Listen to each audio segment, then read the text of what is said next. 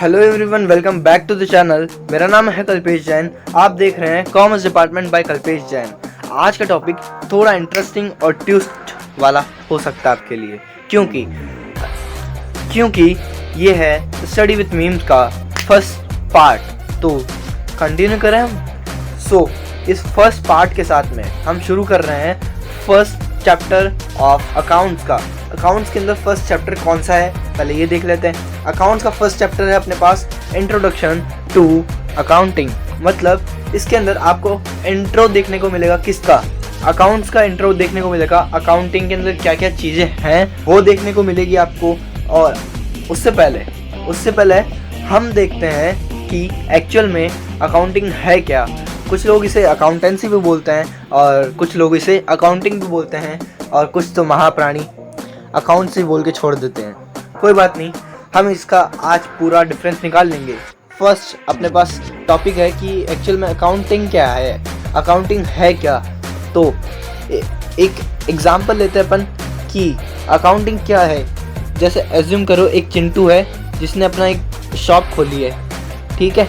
एक शॉप खोली है तो उसके बाद में वो जानना तो चाहेगा ना यार, उसको 1 साल हो गया कि मेरा बिज़नेस अच्छा चल रहा है, मेरा बिज़नेस ख़राब चल रहा है, मेरा बिज़नेस में कितने प्रॉफिट में चल रहा हूँ मैं, या फिर कितने लॉस में चल रहा हूँ मैं, या फिर मेरे को कितने पैसे किसी को देने हैं या फिर किसी से पैसे लेने हैं, कितने गुड्स पड़े हैं मेरे पास, कितने एसेट्स पड़े हैं मेरे पास। ये सब कुछ आप अकाउंटिंग के अंदर देखते हो। मेनली आप अकाउंटिंग को या फिर अकाउंटेंसी को एक लैंग्वेज बोल सकते हो जिसके अंदर आपको ये पता चलता है कि आपका बिजनेस प्रॉफिट में चल रहा है या फिर लॉस में चल रहा है। ऑफ कोर्स अगर आपने अच्छे से बिजनेस किया है, अच्छे से अपनी कंपनी या फिर अपने शॉप को चलाया है तो वो प्रॉफिट में होगी। मगर अगर आपने सही से नहीं चलाया है तो ऑफ कोर्स यार वो भी अपन को पता ही है कि वो भी लॉस में होगी। तो हम शुरू करते हैं। मुझे उम्मीद है आपसे कि आपको अकाउंटिंग और अकाउंटेंसी का मतलब समझ में आ गया होगा। ऐसे कुछ और बेसिक टर्म्स है अकाउंटेंसी के अंदर। हम शुरू करते हैं अपने फर्स्ट। आज कुछ टर्म्स डिस्कस करते हैं अपन किसके साथ। फर्स्ट टर्म है अपने पास में ट्रांजैक्शन। तो आपको इसको लेके ज़्यादा कंफ्यूज नहीं होना है। ये नॉर्मल सा वही ट्रांजैक्शन है जो आप लोग सुनते आ रहे हो, और आजकल तो ये वैसे ट्रेंड में भी है क्योंकि सब ऑनलाइन ट्रांजैक्शन वगैरह कर रहे हैं। तो नॉर्मली ये वर्ड सुनने में आता ही है, सबके नॉर्मल है ये वर्ड। तो ट्रांजैक्शन अगर अपन बिजनेस के अकॉर्डिंग देखें तो ट्रांजैक्शन क्या होता है? ट्रांजैक्शन वो इकोनॉमिक एक्टिविटी जो कि अपने बिजनेस पर इम्पैक्ट डाले। कैसे? जैसे कि वो चिंटू ने अपनी शॉप या फिर कुछ बिजनेस किया था उसने, तो उसका बिजनेस में पैसे आ रहे भी होंगे या फिर पैसे जा रहे भी होंगे। अगर कुछ भी ऐसा ट्रांजैक्शन हो रहा है जिससे पैसे आ रहे हैं या फिर पैसे जा रहे हैं तो इसे हम बोलते हैं ट्रांजैक्शन। अगर कुछ भी इम्पैक्ट हो रहा है, अगर किसी ने उसको गुड्स दिए हैं, मतलब उसने परचेज किए हैं, तो भी वो एक ट्रांजैक्शन है, उसके बिजनेस पे इम्पैक्ट आएगा। क्योंकि जो भी ट्रांजैक्शन, जो भी इफेक्ट बोल सकते हो आप उसको, जो कि मनी के फॉर्म में हुआ हो या फिर कुछ मनी रिलेटेड हुआ हो, उसे हम ट्रांजैक्शन बोलते हैं। नेक्स्ट आगे बढ़े अपन तो अपने पास एक और अच्छी खासी टर्म निकल जाती है जो कि है अकाउंट्स। एक्चुअल में अकाउंट्स क्या है? ये अकाउंट की बात कर रहा हूँ मैं। अकाउंट कैसा होता है पहले हम ये देखते हैं। अकाउंटिंग दिखने में कैसा होता है? तो अकाउंटिंग दिखने में कुछ इस तरीके का होता है, जैसे कि ये एक टी शेप बन गया ना, ये ऐसा कुछ अकाउंटिंग टर्म, ऐसा कुछ अपने पास अकाउंट होता है। तो इसके अंदर कुछ और भी चीज़ें होती है, बताएं? तो चलो शुरू करते हैं। अकाउंट के अंदर ऐसा तो होता ही है नॉर्मल, ठीक है, बट इसके अंदर भी कुछ और चीज़ें होती है। कैसे? अकाउंट्स के अंदर कुछ कॉलम्स और ऐड हो जाते हैं इसके अंदर। जैसे ऐसे कर दो, उसके बाद में ऐसे कर दो और यहाँ पर ये एक और कॉलम और यहाँ पर एक और कॉलम, बस इतना अकाउंट्स के अंदर होता है। कुछ लोग इसे एक और एडिशनल कॉलम दे देते हैं जिसका नाम होता है डेट या फिर सीरियल नंबर। ऐसा कुछ अकाउंट होता है। अगर इसको अपन फिल करा हुआ देखें, चलो देख ही लेते हैं यार। फिल करा हुआ कुछ ऐसा दिखता है, अपन ने पढ़ा था ना, बस वैसा ये कुछ और नहीं है इसके अंदर। जैसे ये देख लो, यहाँ पे ये अपन ने टी सीरीज लिया था ना, ये रहा टी, यहाँ पे ये टी है, ओके। और कुछ कॉलम्स इस साइड में थे, कुछ कॉलम्स इस साइड में थे। यहाँ पर ये डेट और सीरियल बोला ही था मैंने। तो ये तो हो गया अपना अकाउंट दिखता कैसा है, पर अकाउंट के अंदर क्या क्या चीज़ें होती है वो बताते हैं अपन। सो फर्स्ट कॉलम रहता है अपने पास, या तो ये डेट का रहेगा, ये सीरियल नंबर का रहेगा, ठीक है। ये दो चीज़ें रहेगी यहाँ पे, याद रखना है। अकाउंट के अंदर इस साइड के अंदर फर्स्ट कॉलम रहेगा हमेशा हमेशा डेट या फिर सीरियल नंबर का, ठीक है। और नेक्स्ट कौन सा रहेगा, पर्टिकुलर रहेगा, याद रखना है अपन को। वापस से शुरू से देखते हैं। फर्स्ट कॉलम रहेगा डेट का, सेकंड रहेगा पर्टिकुलर का, थर्ड रहेगा अमाउंट का। बस हो गया, इतना ही याद रखना था। इसके अंदर 3 चीज़ें याद हो गई ना अपन को, बस सेम टू सेम वहाँ पर अप्लाई कर दो। कैसे, यहाँ पर फिर से बहुत सारी कंपनीज यहाँ पर फिर से एक और डेट का कॉलम डाल देती है, मगर ये कोई ज़रूरी नहीं है। आप बिना डेट के कॉलम में भी जा सकते हो अगर वहाँ पे एप्लीकेबल नहीं है तो, मगर डालना हो सकता है। मगर उससे पहले वो चेक करना कि एप्लीकेबल है या नहीं है। वापस से सेम टू सेम वही है, देख लो आप। जैसे यहाँ पे पर्टिकुलर, तो यहाँ पे पर्टिकुलर और यहाँ पे अमाउंट, बस। और यहाँ पे भी अमाउंट है, बाकी सब कुछ सेम है। सिर्फ आपको ये 3 टर्म्स याद रखनी है। कौन सी, वापस से बोलो, कौन सी? ये 3 टर्म्स, ये 3 टर्म्स आपको याद रखनी है। तो ये 3 टर्म्स याद हुई है आपको। नेक्स्ट की बात करें, नेक्स्ट कौन सी टर्म याद रखनी है। उसके बाद में आता है नेम। अपने को पर्टिकुलर में फिल क्या करना है, जैसे कि वापस से शुरू से दिखते हैं सब कुछ क्लियर करके। अगर किसी ने अपन को पैसे दिए हैं तो अपन क्या लिखेंगे, पर्टिकुलर के लेफ्ट हैंड साइड वाले साइड में लिखेंगे, लेफ्ट हैंड साइड वाले में लिखेंगे। कहाँ पर लिखेंगे, लेफ्ट हैंड साइड वाले में। कहाँ पर लिखेंगे, लेफ्ट हैंड साइड में। तो यहाँ पर अगर आपने जस्ट सपोज कर लो चिंकी ने आपको पैसे दिए, चिंकी ने पैसे दिए, कितना पैसे दिए, 400 रुपये। अमाउंट की जगह लिख दो और पर्टिकुलर के अंदर उसका नाम लिख दो। और वहीं पर आपने किसी को, जैसे पिंकी को वापस से पैसे कर दिए, तो कितने रुपए दिए अमाउंट के कॉलम में, किसको दिए पैसे वो पर्टिकुलर के कॉलम में लिख दो, और कितने पैसे दिए वो किस में लिखना है, अमाउंट की कॉलम में लिख दो। हो गया काम।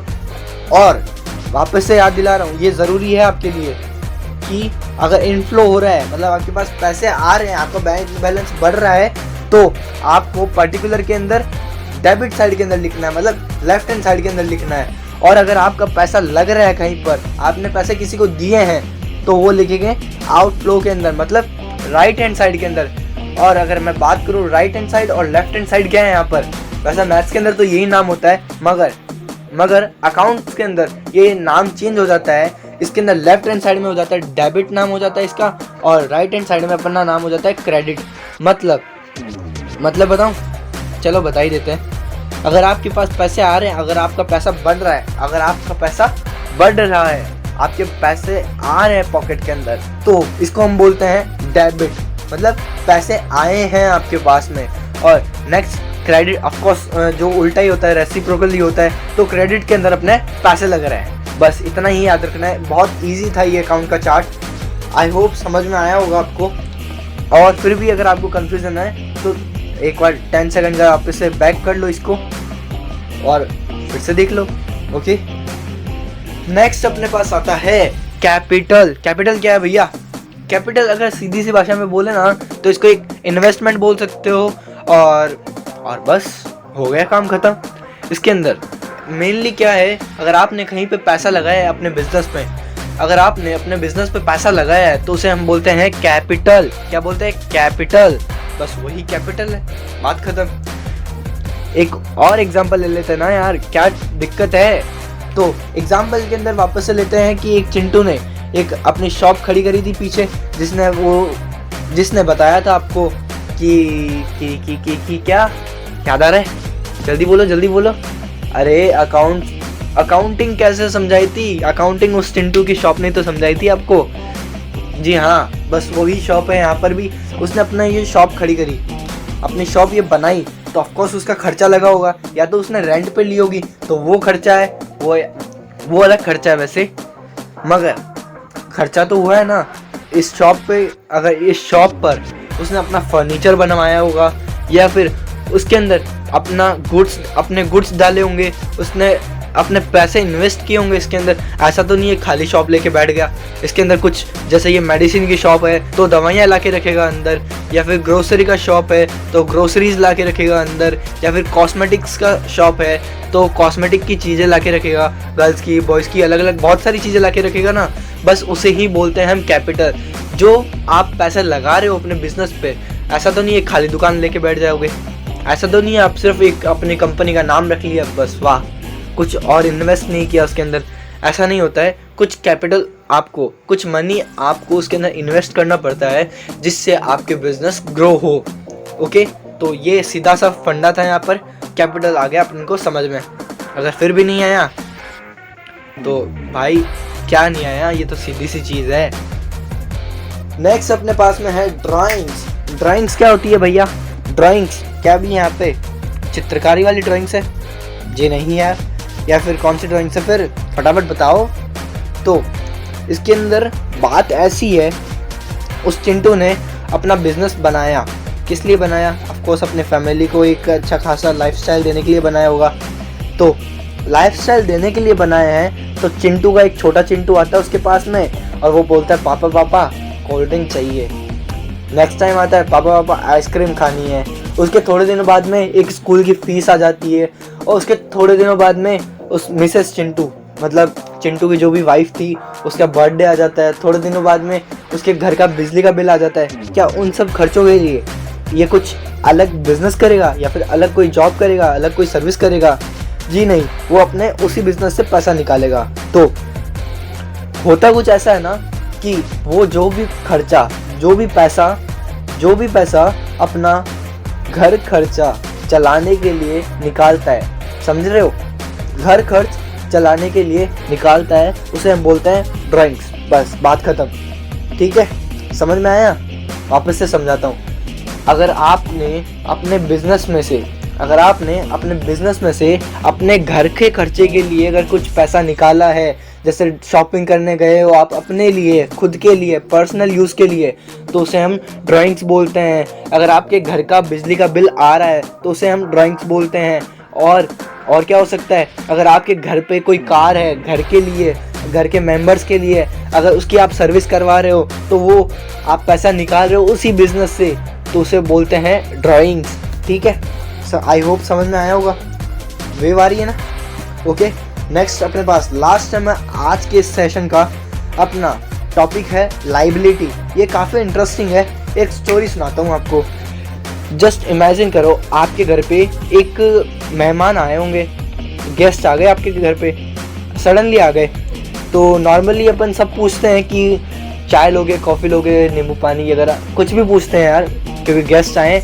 तो उसके अंदर होता कुछ ऐसा है ना कि वो, जस्ट इमेजिन करो उन्होंने कॉफ़ी मांग ली कि ठीक है कॉफ़ी दे दो। तो मम्मी गई किचन में और कॉफ़ी बनाने लग गई। आगे देखा तो कॉफ़ी का डब्बा खाली। तो आपको फटाफट बुलाया और बोला जा कॉफ़ी लेके आ पास वाली दुकान से। तो आप गए फटाफट भागते भागते, अंकल कॉफ़ी दे दो। कॉफ़ी तो दे दी उन्होंने, बट आपके पास है नहीं पैसा। तो आप क्या बोलोगे उनको कि अंकल मैं आपको शाम को दे दूंगा, या बाद में दे दूंगा, या कल दे दूंगा? ऐसा बोलोगे ना, इनमें से कुछ बोलोगे तभी तो बोलेगा। तो अंकल क्या बोलते हैं, कोई बात नहीं बेटा ले जा दूँ। तो आपको क्या हुआ, आपको प्रोडक्ट मिल गया, आपको जो चाहिए था वो मिल गया, बट आपने अभी उसको पे नहीं किया है। इसका मतलब यही है कि आपको जो भी पे करना है इन फ्यूचर, बाद में जो भी पे करना है इन फ्यूचर में, उसे हम बोलते हैं लाइबिलिटी। ठीक है, समझ रहे हो? अगर एम्प्लॉय, एक और एग्जांपल लेते हैं, अगर आपके बिजनेस के अंदर आपने कुछ एम्प्लॉय को हायर करके रखा है तो उनकी जो डेट होती है ऑफ कोर्स पे करने की, सैलरी पे करने की, तो डेट होती है लास्ट डेट 30 या फिर 31। इट्स ओके, बट अगर आपने 30 या 31 तक उसको पे नहीं किया, उसके बाद में 1 to 5 या फिर उसके 30 तारीख के बाद में जब भी पे कर रहे हो आप, 30 या 31 तारीख के बाद में जब भी पे कर रहे हो आप किसी को, जो उसकी डेट निकलने के बाद में, रेंट के अंदर भी यही होता है। अगर घर का किराया हो रहा था तो भी यही होता है। अगर आप कुछ दिनों बाद में पे कर रहे हो, डेट निकलने के बाद में पे कर रहे हो, उसे हम बोलते हैं लाइबिलिटी। लाइबिलिटी का हिंदी का मतलब होता है आपका दायित्व बन जाता है। आपका दायित्व है कि उसको पैसे लौटाने हैं वापस। ओके, तो आज का ये टॉपिक ख़त्म होते, अगर आपको इस चैप्टर के नोट्स चाहिए, अभी अवेलेबल हुए नहीं है, हमारा जैसे ही ये चैप्टर कंप्लीट होता है इसके नोट्स भी अवेलेबल हो जाएंगे। और नेक्स्ट टाइम में मैं ट्राई करूँगा कि चैप्टर ख़त्म होने से पहले ही वो सारे नोट्स आपको मिल जाए, जिससे आपकी पढ़ाई और काफ़ी अच्छी तरीके से हो सके। बट अभी कुछ इश्यूज़ की वजह से नहीं हो पा रहा है, क्योंकि राजस्थान के अंदर भी स्कूल्स खुल चुके हैं, ऑलमोस्ट पूरे इंडिया के अंदर स्कूल्स खुल चुके हैं, तो हमें भी स्कूल्स जाना पड़ रहा है, तो थोड़ा कॉम्प्रोमाइज़ करना। बट फिर भी आपको हाई क्वालिटी के नोट इस चैनल पर आपको मिलेंगे, तो आप ज़रूर से इसे देख लेना।